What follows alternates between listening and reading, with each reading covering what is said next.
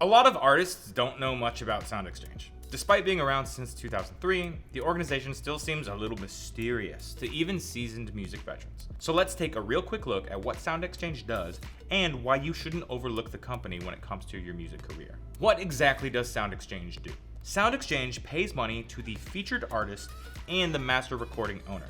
If you're an indie artist not on a record label, both of those probably mean you. What money do they pay you? Great question. SoundExchange pays you money from satellite radio like SiriusXM and webcasting, specifically non-interactive webcasting. What the does that mean? Basically, digital and internet radio like free Pandora accounts. But there are a lot more digital radio stations than people realize. Case in point, SoundExchange currently collects money from more than 3,100 digital radio stations. They paid more than $12 billion to rights holders since 2003, and over more than $1 billion in 2024 alone. How is SoundExchange different from ASCAP, BMI, and CSAC? They pay different rights owners. Again, if you are an indie musician or write and release music yourself, you probably own 100% of the available rights on a song/sound recording. PROs ultimately only collect money for half of that on behalf of writers and publishers, meaning the person or people who own the music and lyrics themselves as opposed to the physical recording. That's not to say SoundExchange covers all of the other half, obviously. SoundExchange doesn't handle payments for on-demand streaming platforms like Spotify and Apple Music. Those come from your distributor. But SoundExchange does collect and pay you money that your other PRO doesn't, and likely never will. Because of this, you need a SoundExchange account in addition to your other PRO. How much does SoundExchange pay?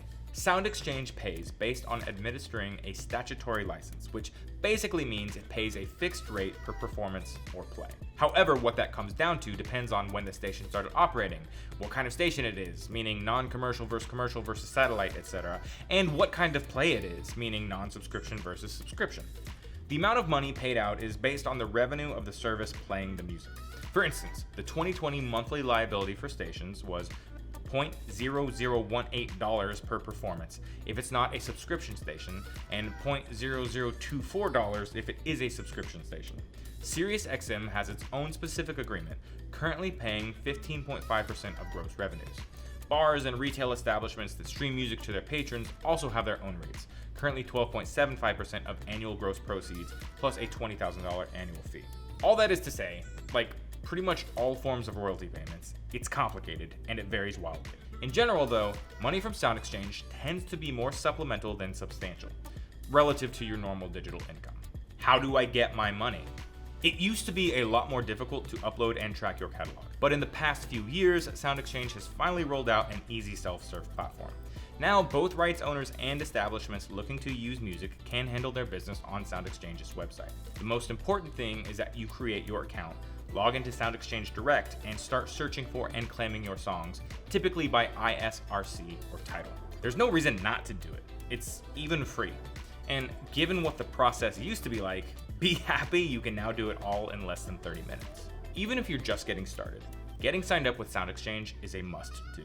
You'll be sure to capture money you might otherwise leave on the table, and you can hold your head high knowing you've taken care of capturing one of the more elusive royalties out there.